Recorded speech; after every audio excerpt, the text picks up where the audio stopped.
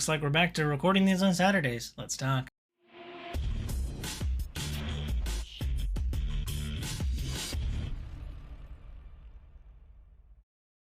What up, viewers? What up? What up? Calc Soups here, and today is Saturday, May 11th. That means it's time for a quick recap of the week in video game news. One of the big things happens this week was V Rising, the vampire castle building RPG game that launched into early access nearly exactly 2 years ago, is now at its 1.0 launch. That also includes Dracula and some, I think Dracula is like the final boss. There's also some Castlevania DLC that's as part of this kind of Celebration 1.0 launch. So I'm potentially looking to roll up another vampire server. So I'll be heading into there and crashing some crypts sometime soon. But let me know if you picked it up, what you think of V Rising, and hopefully you pick it back up for 1.0. Another big game, speaking of games launching into early access, Hades 2 is here. One of the best roguelikes of all time. Hades now has its sequel launching into early access this week. I've heard nothing but great things. I know that some people are still a little iffy about whether or not they want to jump into something while it's in early access, but yeah, I've heard nothing but great things. And as someone who didn't play Hades 1 too much, I think I might wait for like a 1.0 launch, but you know, I'm always in the market for another good roguelike, so yeah, I might pick up Hades too, so let me know what you think of it so far. Game that fully launched this week, that came out of the blue, Animal Well, is a kind of pixel platformer, as you would expect from those two words. I didn't know anything about this game except for that it is getting rave reviews. I think it's already sold 1 million units after just a few days on the market. It's got a 91 Metacritic, so if you like platformers, you're probably going to like this. And even if you don't like platformers, there might be something about this game you just like. The pixel art style seems to have caught a lot of people, but yeah, I think a lot of people are just raving about it. So yeah, take a look at Animal Well if you haven't already. I'll have a link down below in the description. A decision that everyone hated this week. Microsoft closes 4 major studios. Arcane Austin being one of them. I think that was the studio behind Redfall. And I would kind of expect that this would happen. It's been over a year since Redfall. They've tried to kind of pull it back together. I don't know if Redfall ever got there as far as like delivering on the promise. So that one I would have kind of expected. Although it's Arcane Austin, not Arcane, you know, as a whole. So hopefully they're still working on their Blade game. I think they're working on a Blade game, Marvel game. But the big shocker was actually that Tango Gameworks was closed. This is the studio behind Hi-Fi Rush that launched last January, and yeah, won multiple awards. You know, I think it sold decently well. At least a lot of players picked it up on Game Pass.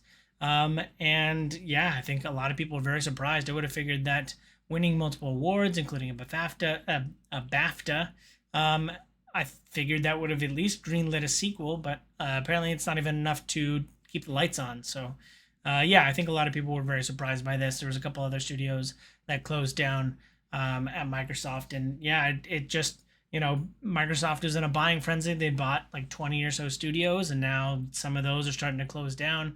It's just, again, something's happened in the games industry, and we don't know how to fix it or what the issue is. I think there's something deeper going on here. So yeah, hopefully those people, I don't know, form an indie studio and make Hi-Fi Rush 2, because I think people want it. So yeah, I'm very curious what those people do next, and hopefully a lot of them stay in the gaming industry to inspire more gaming and games. On the other side of the coin, Sony has backtracked on their decision that a lot of people also didn't like. Their Helldivers 2 PSN login requirement for PC players. They've rescinded that. So, you know, people on PC playing Helldivers 2 will no longer be forced to have a PSN login. I think one of the main issues was that this was shaving off like 50 or so countries that just don't have access to a PSN login via PC in those countries. And the fact that this wasn't just, there at the beginning, the fact that they're doing this 2 months into the game launching, I think is another pain point. Like, if this had been their turn launch, then those countries that couldn't log in wouldn't have gotten access to the game. And I think that would have been more fine, because I don't think it's really much of an issue to like link one account to another account in order to play on PC. Gamers do it all the time, but yeah, the fact that they're doing this late in the game definitely had a lot of pain points. So I think a lot of people are really happy that they rescinded that. So no, just goes to show you that what the PC gamers can cry about to get companies to move. So all in all, power to them. So yeah. Moving right along, a different Hell sequel. Hellblade 2 is launching in just a few weeks. And this week we got a video kind of deep diving into the psychosis of what's going on to Senua in Hellblade 2. I think they did this like prior to launch last time, which I think Hellblade launched in 2017. I can't remember exactly when it launched. 2017, 2018 timeframe. Anyway, Senua's got some mental issues, and so deep diving into that psychosis of what's going on, I think is always really helpful. And so yeah, I think I appreciate the game all the more because of kind of the topics that it covers. And yeah, you can get, as part of its launch strategy, they've included a video about, kind of a deep dive of what's going on and how this is kind of a lived experience. So yeah, I'm looking forward to checking that out soon. The company that made the now let's scratch that. Prime Gaming is giving away a Fallout 3 free to keep if you have a Twitch Gaming. I know there's not usually. I've never had a really good experience on really getting good games from Prime Gaming, but if you want to get Fallout 3 for free, you can do it with your Prime Gaming account. I think it's a little snake eating its tail in that Amazon makes TV show based on Fallout universe and then gives Fallout game away. But I bet this was all kind of worked into the deal in the contract anyway. But yeah, I think it's a win-win for everybody. So hop onto your Prime Gaming and pick up Fallout 3 if you don't already own it. In a slight change of kind of the status quo, Dead by Daylight is partnering up with a company that isn't like necessarily a very horror-oriented company. They're partnering up with Wizards of the Coast to bring Dungeons and Dragons into Dead by Daylight. My one idea was just to have mimic generators for anybody who's played Dead by Daylight. You got to run around and fix generators. The fact that they could turn into a mimic and hurt you would be kind of crazy. And so some kind of mage putting out false generators would be kind of cool. But that's just my idea. I digress. But yeah, Dead by Daylight and Dungeons and Dragons are teaming up. So maybe we get an Ithalid, a mind flayer of Stranger Things fame. Yeah, I think that'd be kind of cool too. So very curious what's going onto the books. Moving on to movies, there was a Gollum movie kind of announced this week that's expected to come out in 2026. And it sounds like it's going to follow the plot of the ill-launched Gollum game from last year, where Gollum's been trapped in Mordor, and we got to go track him down and figure out where he is, because he knows where the ring is.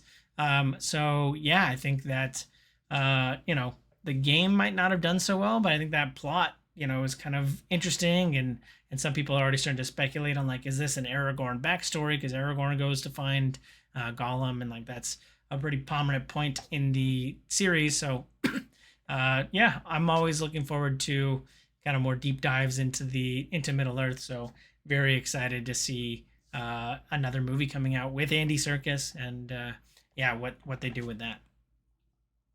Last but not least, the Zelda movie director was on the red carpet this week for the next Apes movie. And quick question was just, what was his favorite Zelda game?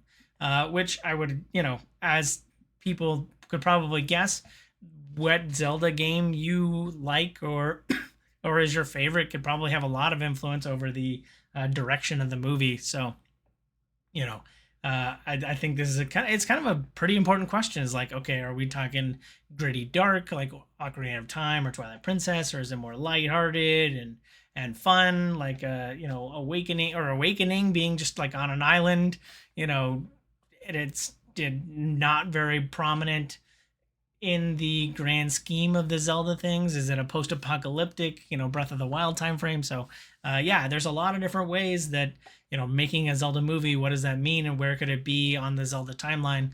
Yeah, the director dodged the question. He was just like, and I could rightly so, because you're gonna whatever one you say is your favorite, you're gonna piss off a lot of other Zelda fans. So yeah, I think rightly so the director dodged the question, but yeah, I think it'd be pretty interesting to definitively know like this is my favorite one, and maybe that would have an influence on what the direction of the movie is going to take. So yeah, I we'll all have to continue to speculate on what a Zelda movie means, and other than it's got to be darker and less like gung ho than the Mario movie. So anyway, I digress. But what's your favorite Zelda game? Leave a comment down below. That's it for this week. If you feel that I forgot anything, feel free to leave a comment. But as always, thanks for watching. I hope you enjoyed this content. If you do, any form of engagement is much appreciated. And last but not least, I hope you have a super day. I hope you have a super weekend. And I hope you have a super day. Bye.